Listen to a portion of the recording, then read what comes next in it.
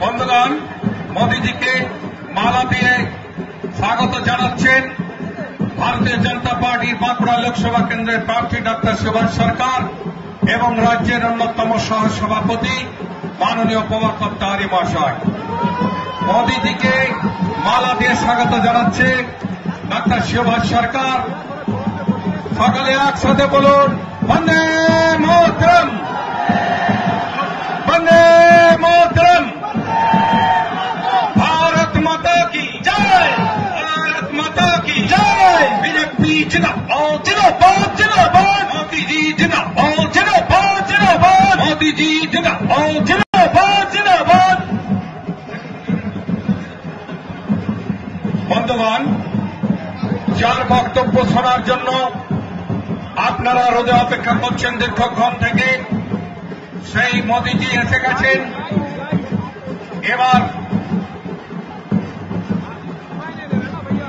এবার আপনাদের সামনে বক্তব্য রাখছেন ভারতবর্ষের most dynamic leader, waiting prime minister honourable মোদিজি। মোদিজিকে আসার জন্য অনুরোধ জানাচ্ছি। Waiting prime minister, most dynamic leader honourable মোদিজি।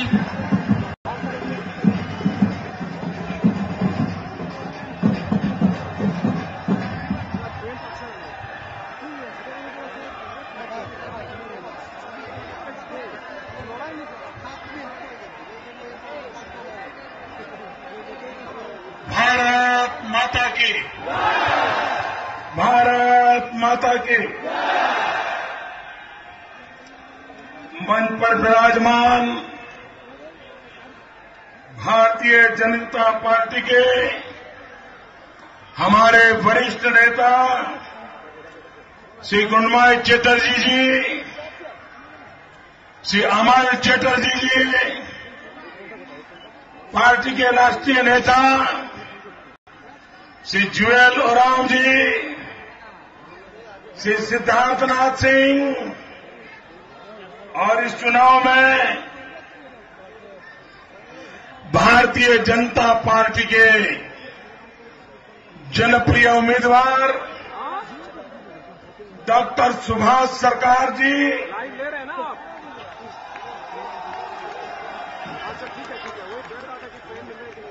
श्री प्रभाकर तिवारी जी, श्री विकास बैनर्जी,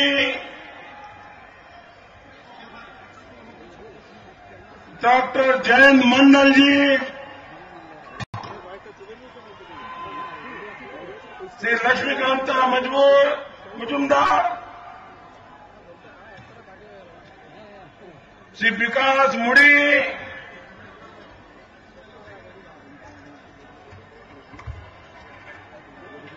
भाइयों बहनों,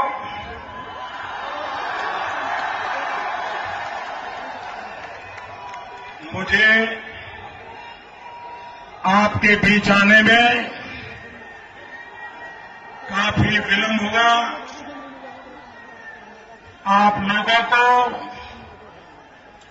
कष्ट झेलना पड़ा। आपको जो तकलीफ हुई, इसके लिए मैं सबसे पहले आप सबकी क्षमा मांगता हूं।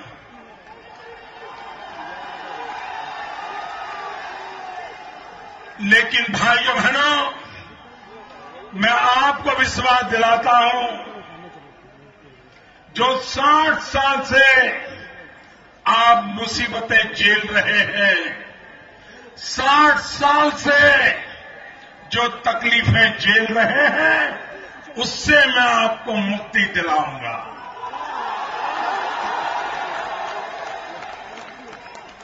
भाइयों बहनों, आप जो तप कर रहे हैं,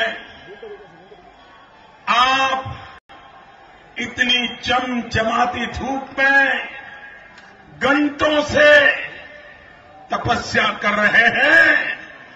मेरे भाइयों बहनों, ये आपकी तपस्या मैं बेकार नहीं जाने दूंगा।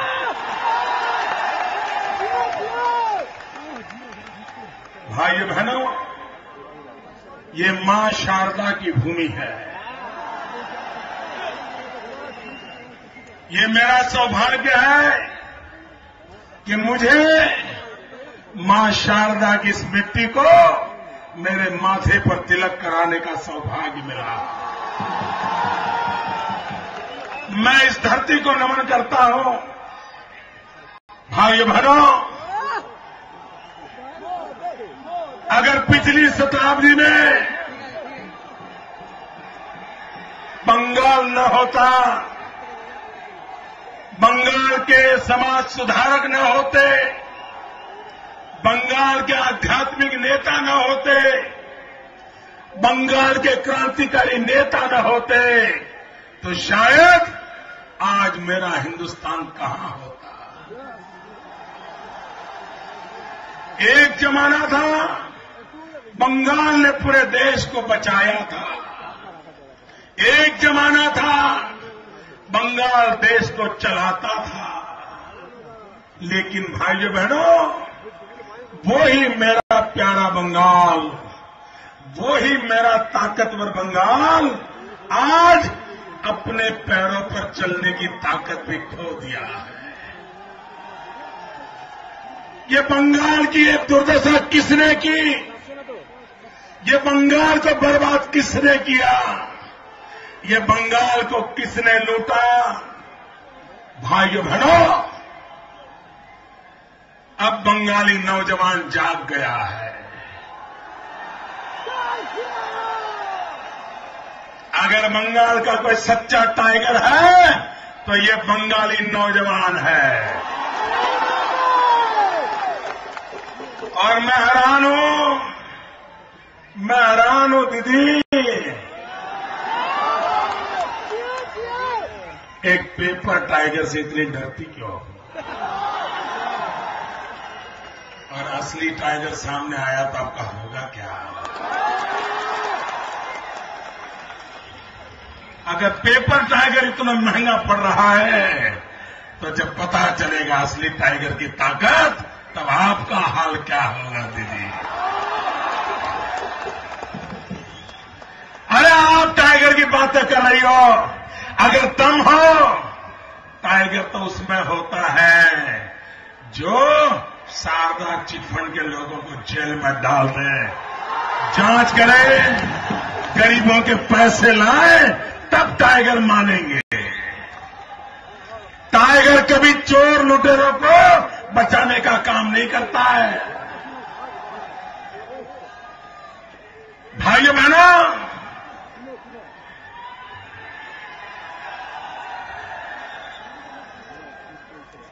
आज कोई मुझे बताए ये ऐसा कैसा देश है, ऐसे कैसे कानून है, ऐसी कैसी सरकारें हैं कि कोई भी कंपनी खोल दे, नेताओं के आशीर्वाद ले ले, 4 फोटो निकलवा दे और फिर जनता की जेब को काटते रहे, चिट फंड चलाते रहे, लाखों लोगों को लूटते रहे और सरकार में बैठे लोग तालियां बजाते रहे, तालियां बजाते रहे। भाइयों बहनों, मैं लूट के खिलाफ लड़ाई लड़ रहा हूं, मैं लूट के खिलाफ लड़ाई लड़ रहा हूं। और इसलिए भाइयों बहनों, मुझे आपके आशीर्वाद की जरूरत है। भाइयों बहनों, हम राजनीति में बदले की भावना से नहीं आए हैं, हम बदलाव के लिए आए हैं। और मेरे बंगाल के भाइयों बहनों, दीदी मेरे पर कितना ही हमला क्यों न करे, मेरी कितनी ही आलोचना क्यों न करे, कितना ही अनर्थ गलत झूठे आरोप लगाएं, लेकिन मैं आपको विश्वास दिलाता हूं, जब बंगाल की सेवा करने का मुझे मौका मिलेगा, मैं पीछे नहीं रहूंगा, ये लिख करके रखिए। दीदी ने मुझे क्या कहा, दीदी ने मुझे कितनी गालियां दी, दीदी ने मुझे कितना बदनाम किया, दीदी ने कितना झूठ बोला, इसके आधार पर मैं बंगाल का निर्णय नहीं करूंगा, मैं बंगाल के लोगों के लिए बंगाल का काम करूंगा। ये मेरा आपको वादा है भाइयों। और आप देख लीजिए, अब तक बंगाल को दिल्ली सरकार से लड़ाई लड़ने में टाइम गया है। दिल्ली सरकार ने बंगाल को हमेशा झगड़े में फंसा के रखा है। मैं बदले की राजनीति करने के लिए नहीं, बदलाव की राजनीति करने के लिए आया हूं। और इसलिए 60 साल में दिल्ली पे थी हुई कोई भी सरकार ने बंगाल को कितना ही अन्याय किया हो, 60 महीने में यहां सरकार कोई भी हो, हमारे साथ हो, हमारे सामने हो, लेकिन जनता मेरे देश की है। बंगाल का हर नागरिक ये मेरे हिंदुस्तान का नागरिक है, उसकी भलाई ये हमारी भलाई है। ये काम हम करना चाहते हैं और इसके लिए मुझे आपके आशीर्वाद चाहिए। और भाइयों बहनों, अगर दिल्ली में मजबूत सरकार बनती है ना, तो ये दीदी को भी ये सारे नाटकबाजी बंद करके सीरियसली सरकार चलाना पड़ेगा। ये तू मैं कर करके अपनी राजनीति करना बंद करना पड़ेगा उनको। अगर मैं अच्छा काम करूंगा तो उनको भी फिर अच्छा करने के लिए दौड़ना पड़ेगा कि नहीं दौड़ना पड़ेगा। हम भी आपको अच्छा करें, उनको भी अच्छा करने के लिए मजबूर होगा। आपको डबल फायदा होगा कि नहीं होगा। तो मेरे बंगाल के भाइयों, आपको अगर डबल फायदा लेना है, डबल फायदा का मेरे पास फॉर्मूला है। बोलो, चाहिए डबल फायदा? डबल फायदा चाहिए? डबल फायदा चाहिए? डबल फायदा का मेरे पास फॉर्मूला है। आप मेरे बंगाल के लोग दिल्ली में सारे के सारे कमल भेज दो। दिल्ली की मजबूत सरकार बना दो। मैं दिल्ली से बंगाल का भला करूंगा तो कलकत्ते से दीदी को भी दौड़ना पड़ेगा। मैं 100 किलोमीटर का रास्ता बनाऊंगा तो दीदी को भी 10 किलोमीटर के लिए दौड़ना पड़ेगा। मैं 1 लाख घर बनाऊंगा तो दीदी को भी 10,000 घर बनाने के लिए दौड़ना पड़ेगा। मैं अगर किसानों का भला करूंगा तो दीदी को भी दौड़ना पड़ेगा। बोलो, डबल फायदा होगा कि नहीं होगा? लेकिन अगर आपने दीदी के साथ खड़े हो गए तो डबल होगा क्या? और इसलिए आपके दोनों हाथ में रसगुल्ले हैं, दोनों हाथ में रसगुल्ले हैं। दिल्ली में मोदी को लाओ, मोदी भी बंगाल का भला करे, दीदी भी बंगाल का भला करे, दोनों के बीच में स्पर्धा हो जाए कंपटीशन। देख लो कौन अच्छा करता है, सच्चा टाइगर कौन है पता चल जाएगा।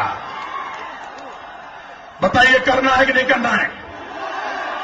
और इसलिए भाइयों, विकास के लिए वोट दीजिए, बंगाल के भविष्य को बदलने के लिए वोट दीजिए, बंगाल के जीवन को बदलने के लिए वोट लीजिए, बंगाल की गरीबी को हटाने के लिए वोट दीजिए, बंगाल में अशिक्षा को हटाने के लिए वोट दीजिए, बंगाल की माताओं बहनों के सम्मान के लिए वोट दीजिए।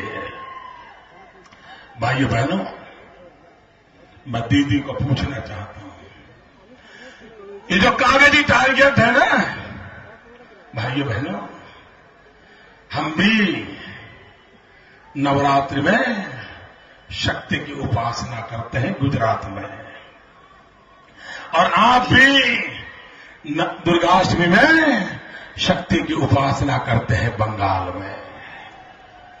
लेकिन मेरे यहां नवरात्रि के 9 दिन देखे आकर के रात को 2 बजे भी अकेली लड़की, नौजवान बेटी स्कूटर पर रात में कहीं भी जा सकती है, आ सकती है, उसे कभी चिंता नहीं होती है। जहां पेपर टाइगर बैठा है वहां बेटियां सलामत है। लेकिन दीदी, जहां सच्चे टाइगर की बात कर रही हो पूरे हिंदुस्तान में, दीदी आप तो एक महिला हो, महिला। पूरे हिंदुस्तान में भारत सरकार का रिकॉर्ड कहता है कि महिलाओं पर सबसे ज्यादा जुल्म करने वाले 3 राज्य हैं, उसमें दीदी एक आपका है। आप जो अपने आप को टाइगर के गीत सुनाती हो, वहां पर महिलाएं सुरक्षित नहीं है। और इसलिए ये कांग्रेस वाले, ये लेफ्ट वाले, ये दीदी वाले, ये तीनों एक ही थाली में खाना खाते थे कि नहीं खाते थे? यूपीए 1 में दीदी, लेफ्ट और कांग्रेस तीनों दिल्ली में एक ही थाली में खाना खाते कि नहीं खाते थे? दोस्ती करते थे कि नहीं करते थे? ये बंगाल में आकर के कुश्ती का नाटक करते हैं, दिल्ली में जाकर के दोस्ती करते हैं। वो टीवी पे आता है ना WWF वाली कुश्ती आती है ना टीवी में, ये दीदी की वैसी कुश्ती है। यहां तो कुश्ती का ड्रामा करते हैं, दिल्ली में ये दोस्ती की राजनीति करते हैं। भाइयों बहनों, मैं कुछ दिन पहले बंगाल में आया था और उसी दिन मैंने हवा का रुख पहचान लिया था। हवा बदल चुकी है। बंगाल में सबसे ज्यादा भारतीय जनता पार्टी जीतने वाली है। अब भाइयों बहनों, आप मुझे बताइए, आपको दिल्ली में कैसी सरकार चाहिए? पूरी ताकत से बताइए। दिल्ली में कैसी सरकार चाहिए? दिल्ली में कैसी सरकार चाहिए?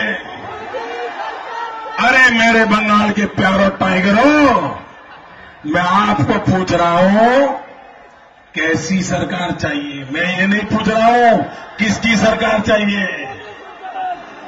आप मेरे टाइगर हो, मेरे टाइगर की ताकत से जवाब दो। आपको दिल्ली में कैसी सरकार चाहिए? क्या दिल्ली में मरी पड़ी सरकार चाहिए? ढीली ढाली सरकार चाहिए? मां बेटे के ऑक्सीजन पर चलने वाली सरकार चाहिए? रिमोट कंट्रोल वाली सरकार चाहिए? दिल्ली में मजबूत सरकार चाहिए कि नहीं चाहिए? चाहिए कि नहीं चाहिए? अरे आपके मोहल्ले में अगर दरोगा भी, पुलिस वाला भी ढीला ढाला होता है तो आपको अच्छा लगता है क्या? पुलिस वाला चलना नहीं आता है, ऐसे ही मरा पड़ा, पसंद आता है क्या? आपको पुलिस वाला भी मजबूत चाहिए ना? दम वाला चाहिए कि नहीं चाहिए? अरे बच्चा स्कूल जाता है ना, और अगर टीचर में दम नहीं होता है तो बच्चा घर आकर के मां को कहता है, मम्मी मैं स्कूल नहीं जाऊंगा, मेरे टीचर बेकार है, मेरे टीचर में दम नहीं है, मेरे टीचर बड़े ढीले ढाले हैं। होता है कि नहीं होता है?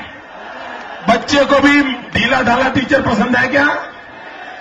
अगर बच्चे को ढीला ढाला टीचर अच्छा नहीं लगता है, इलाके वालों को ढीला ढाला दरोगा अच्छा नहीं लगता, तो 125 करोड़ देशवासियों को ढीली ढाली सरकार किस काम आएगी भाइयों? और इसलिए दिल्ली को मजबूत सरकार चाहिए कि नहीं चाहिए? मजबूत सरकार चाहिए कि नहीं चाहिए? अगर दिल्ली में मजबूत सरकार बनानी है भाइयों बहनों, आज तो पूरी दिल्ली की सरकार अस्पताल में पड़ी है। अच्छे डॉक्टर की जरूरत है, तो यहां से डॉक्टर को भेजोगे? ये हमारे सुभाष को भेजोगे? ये डॉक्टर को भेजिए, वहां सरकार अस्पताल में पड़ी है। भाइयों बहनों, एक अच्छा डॉक्टर देश की बीमारियों को भी दूर कर सकता है। भाइयों बहनों, आप मुझे बताइए, ये मैडम को, हमारी दीदी को इतनी टाइगर की बातें करती है, लेकिन चिंता किसकी करती है? घुसपैठियों की सेवा में लगी है वो, घुसपैठियों की सेवा में लगी है। अरे दीदी, आपने घुसपैठियों की इतनी आरती उतारने के बजाय अगर टाइगर की चिंता की होती ना, तो दुनिया भर के टूरिस्ट बंगाल में आते और लोगों को रोजी रोटी मिलती। भाइयों बहनों, भारतीय जनता पार्टी के विचार साफ है। वोट बैंक की राजनीति ने देश को बर्बाद किया है और लेफ्ट हो, कांग्रेस हो, दिल्ली हो, तीनों ने देश के नौजवान को रोजगार मिले या न मिले, ये इनकी चिंता नहीं है। लेकिन बांग्लादेश से गैर कानूनी तरीके से जो घुसपैठिए घुस आए हैं, उनको रोजी रोटी मिले ताकि उनकी मतपेटी चलती रहे, ये पाप चला है। भाइयों बहनों, बांग्लादेश से दो प्रकार के लोग यहां आए हैं। एक शरणार्थी है, जिनको वहां से भगाया गया है और धर्म के नाम पे भगाया गया है।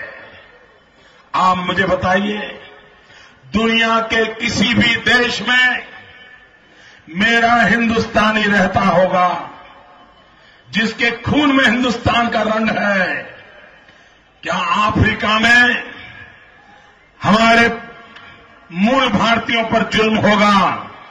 उनके पासपोर्ट का रंग कोई भी होगा, क्या वो हिंदुस्तान आएंगे कि नहीं आएंगे?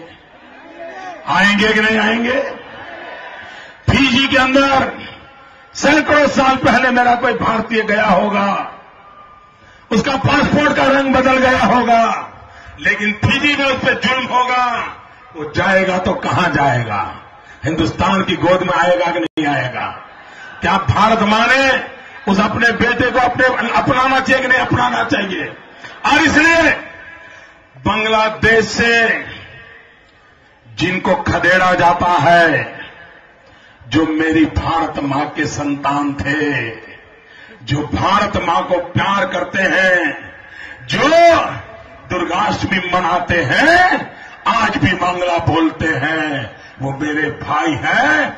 उनका रक्षा, उनका सम्मान, उनका गौरव वैसा ही होगा जैसे भारत मां के बेटे का होता है। लेकिन वोट बैंक की राजनीति करने के लिए ये जो घुसपैठिए आ रहे हैं, उनको वापस जाना ही पड़ेगा। हमारे नौजवानों का रोजगार जो छीन लेते हैं, उनको वापस जाना ही पड़ेगा। भाइयों बहनों, ये देश, हमारी पहली जिम्मेवारी है हमारे देश के नौजवानों को रोजगार देना। हमारे देश के नौजवानों का हक छीन करके वोट पाने के लिए हम किसी और को नहीं दे सकते हैं। आप मुझे बताइए, यहां के नौजवानों को रोजगार मिलना चाहिए नहीं मिलना चाहिए? मिलना चाहिए नहीं मिलना चाहिए? और इसीलिए भाइयों बहनों, हमारी प्राथमिकता है किसानों का भला हो, नौजवानों को रोजगार मिले, माताओं बहनों को सुरक्षा मिले, महंगाई से मुक्ति मिले। भाइयों, महंगाई से मुक्ति मिले, भ्रष्टाचार से देश को मुक्ति मिले।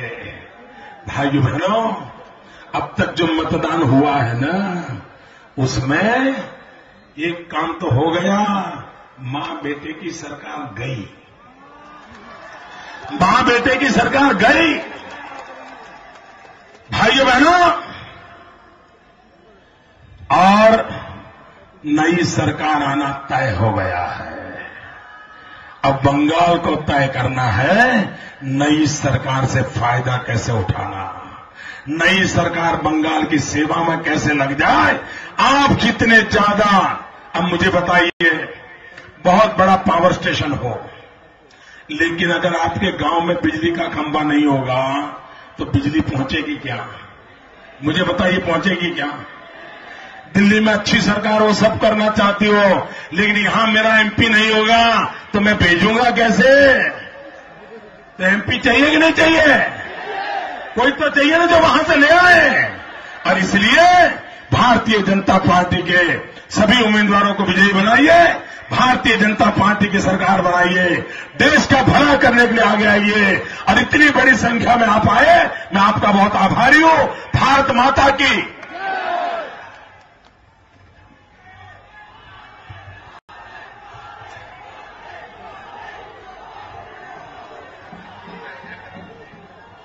বন্ধুগণ,